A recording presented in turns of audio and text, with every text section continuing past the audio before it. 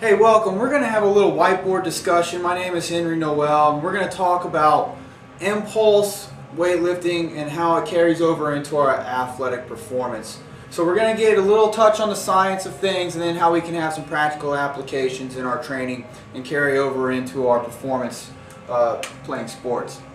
So the first thing that we want to talk about is that impulse. So we've always seen the Incredible Hulk jump sky high, and then he leaves this big huge crater underneath of him, and he's up in the sky leaping, jumping. So let's look at it at a realistic level with an athlete.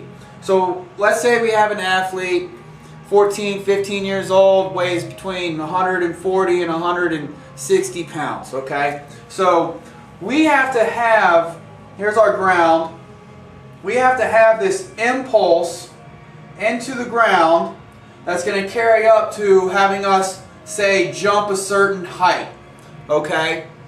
So what we want to be able to do is apply enough force into the ground and transmit that energy through our body so that we carry it over into ballistic athletic performance. So we need an impulse like this in order for us to carry over into a higher jump height or an explosive maneuver.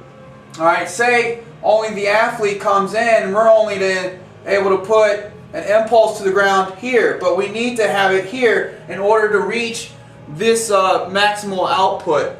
So what's the significance of this? Well, on every single step or every time we attempt to load and jump out, or we take a step before we have a collision or a change of direction, these impulses occur upon us, okay? Or we create these impulses.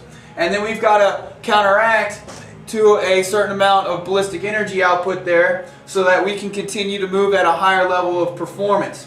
If we have an athlete that is only here on that impulse level, then our level of ballistic ability is at a lower level. So what we need to be able to do is have the proper progressions for an athlete to increase that ability to have an impulse, have a proper alignment, and the mechanics to be ballistic in the muscles to come out with that high output.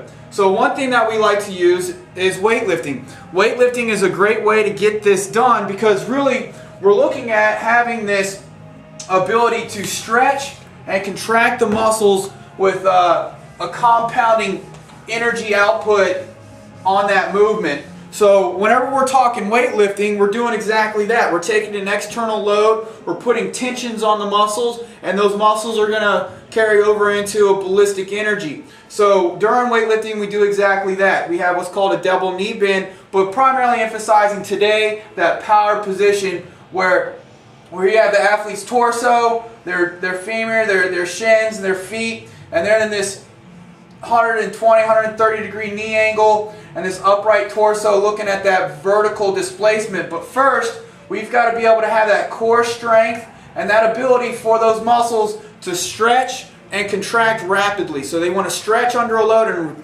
contract rapidly. Now we've got to have the athlete go through the proper training regimen so that they can handle the load. If we have too much loading and we're getting a very large eccentric stretch and our concentric is not very ballistic, then we're not hitting the proper training loads right there. And whenever we're talking weightlifting, we're talking about the sport of weightlifting, the snatch and the clean and jerk, and how that carries over into creating a greater impulse for each step, and our muscles are adapting to be able to have that stretch reflex ability and then producing that greater power output. So with the sport of weightlifting, we emphasize that type of training in our protocols so that we can start loading that athlete at a young age and having them understand the concept of their mechanics, their kinesthetic awareness, and why they want to have that energy return as quickly as possible, reducing that amortization aspect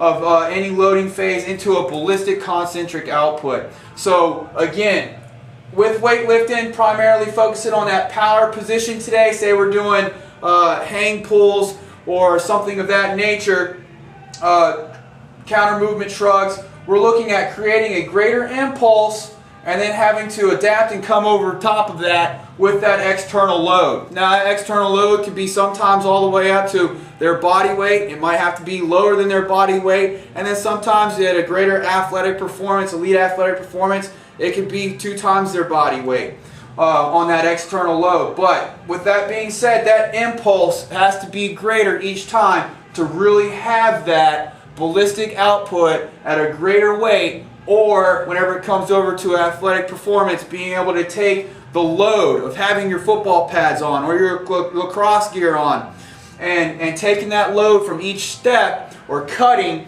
and then coming out with that same performance level as if you didn't have that equipment on, or as if you are much stronger than what's summoned upon you during those athletic maneuvers. Okay, so the emphasis here is looking at, do we have a great enough ability to overcome the forces that are imposed upon us during sport? And what we're trying to primarily look at is developing that athlete, loading them in a ballistic manner so that they can create that impulse and then have a greater ballistic output, therefore reducing injury, enhancing performance, and pretty much creating a greater athlete.